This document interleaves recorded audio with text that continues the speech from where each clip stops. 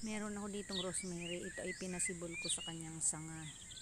May ugat na siya kaya pinutol ko na, kinuha ko na. Natin itong ilalagay, tatanim dito sa plastic container. Lalagyan muna natin ng bunot ang ilalim bago natin lagyan ng lupa.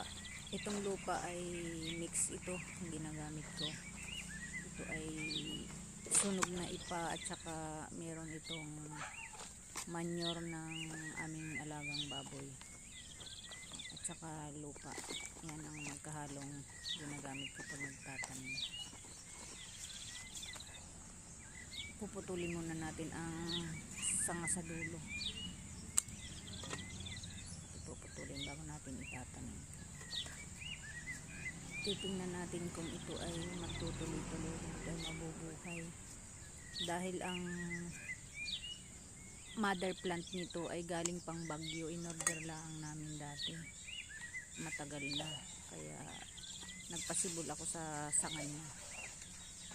Titingnan natin kung makakabuhay tayo. Sana naman ito ay mabuhay.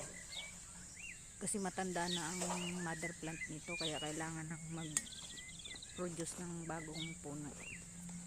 Yan, lalagyan natin sa palibot ng lupa para maging maganda.